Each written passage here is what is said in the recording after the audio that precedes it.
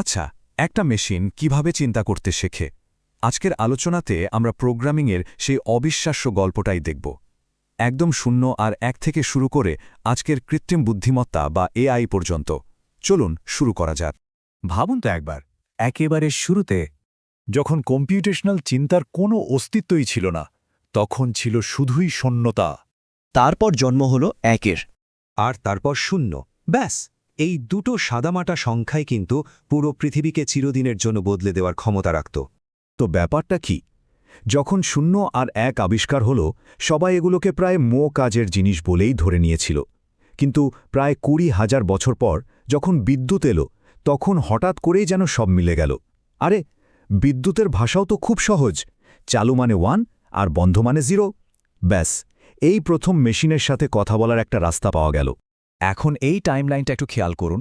১৯৩৬ সালে Alan Turing নামের এক জিনিয়াস প্রথমবার সংজ্ঞায়িত করলেন যে একটা গণনাযোগ্য বা কম্পিউটেবল সমস্যা আসলে কি।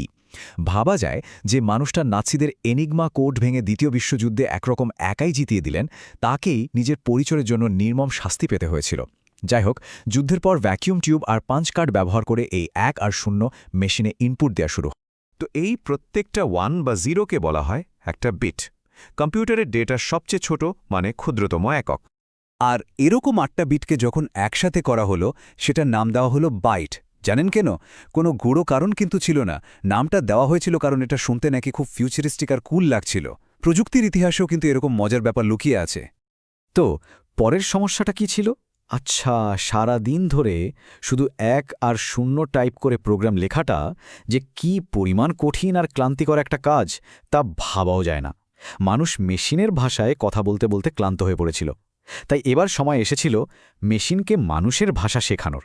ঠিক সেই সময়েই গ্রেস হপার নামের এক অসাধারণ নারী এক যুগান্তকারী আইডিয়া নিয়ে এলেন।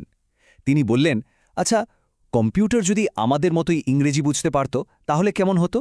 কিন্তু তখনকার পুরুষতান্ত্রিক সমাজে তার এই আইডিয়াকে হেসে উড়িয়ে দিয়ে বলা হয়েছিল, যাও গিয়ে স্যান্ডউইচ বানাও। কিন্তু তিনি দমে যাবার পাত্রী ছিলেন না। এর জবাবে তিনি বানিয়ে ফেললেন কম্পাইলার, এমন একটা প্রোগ্রাম যা মানুষের লেখা কোডকে মেশিনের বোঝার মতো 1 আর 0তে অনুবাদ করে দেয়।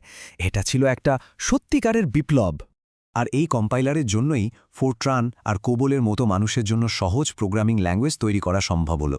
প্রোগ্রামারদের জীবনটা যেন এক ধাক্কায় অনেক সহজ হয়ে গেল। গ্রেস হপারের সেই উদ্ভাবনের প্রভাব যে কতটা গভীর ছিল, তা এই চার্টটা দেখলেই বোঝা যায়। বিশ্বাস করা কঠিন, কিন্তু আজও পৃথিবীর অর্ধেক অর্থনৈতিক ব্যবস্থা চলছে প্রায় ৬০ বছরেরও বেশি পুরনো সেই কোবল ল্যাঙ্গুয়েজের উপর ভর করে। ভাবা যায়? এরপর গল্পটা এগিয়ে যায় ৭০-এর দশকে। এমন এক ভাষার জন্ম হল যা ছিল প্রচণ্ড শক্তিশালী, কিন্তু একই সাথে মারাত্মক বিপজ্জনকও। ডেনিস রিচি তৈরি করলেন সি ল্যাঙ্গুয়েজ। একদিকে এটা এতটাই পাওয়ারফুল যে ইউনিক্স অপারেটিং সিস্টেম, মানে আজকের টেকনোলজির যে মেরুদণ্ড, সেটা তৈরি হয়েছিল এই সি দিয়ে। আবার অন্যদিকে এটা এতটাই বিপজ্জনক ছিল যে একটা ছোট্ট ভুলে পুরো সিস্টেমটাই ক্র্যাশ করে যেতে পারত। এবার আসা যাক ৯০-এর দশকে। এটা ছিল একটা অন্য রকম লড়াইয়ের যুগ। ৩ জন প্রোগ্রামার, তাদের ৩টি ভিন্ন দর্শন আর ৩টি ল্যাঙ্গুয়েজ, যা আজকের আধুনিক ইন্টারনেটকে বলতে গেলে তৈরি করেছে। এই স্লাইডে আমরা ৯০-এর দশকের সেই ৩ মহারথীকে দেখতে পাচ্ছি। একদিকে গুইডো ভ্যান রসিউম, যিনি চেয়েছিলেন পাইথন হবে মানুষের চিন্তার মতোই সহজ আর সাবলীল। অন্যদিকে জেমস গসলিংয়ের স্বপ্ন ছিল জাভা নিয়ে, একবার কোড লিখলে সেটা যেন যে কোনো মেশিনে চলে। আর ব্রেন্ডন আইক, ওনার গল্পটা তো আরও অদ্ভুত। তিনি জাভাস্ক্রিপ্ট বানিয়েছিলেন মাত্র ১০ দিনে। আর উদ্দেশ্য কী ছিল? শুধুমাত্র একটা ওয়েব পেজের বাটনকে জীবন্ত করা। কে জানত সেই ছোট্ট ল্যাঙ্গুয়েজটাই একদিন সার্ভার থেকে শুরু করে মহাকাশযান পর্যন্ত চালাবে? অবিশ্বাস্য। আর এখন আমরা পৌঁছে গেছি বর্তমান সময়, যেখানে সবচেয়ে বড় প্রশ্নটা হলো, এআই কি প্রোগ্রামারদের চাকরি শেষ করে দেবে? প্রোগ্রামিংয়ের আসল ভবিষ্যৎটা তাহলে কি? এখানে সবচেয়ে জরুরি যে কথাটা বুঝতে হবে সেটা হলো, টাইপ করা কোনোদিনই প্রোগ্রামারদের আসল কাজ ছিল না। আসল কাজটা ছিল এবং সবসময় থাকবে চিন্তা করা, সমস্যার গভীরে যাওয়া আর তার একটা সমাধান বের করা। সুতরাং প্রোগ্রামিং মোটেও শেষ হয়ে যাচ্ছে না, শুধু আমাদের কিবোর্ড ব্যবহারের পদ্ধতিটা বদলে যাচ্ছে। এআই এখানে কোনো প্রতিযোগী নয়, বরং একটা নতুন শক্তিশালী টুল, যা আমাদের আরও বড় আর জটিল সমস্যা নিয়ে ভাবার সুযোগ করে দিচ্ছে।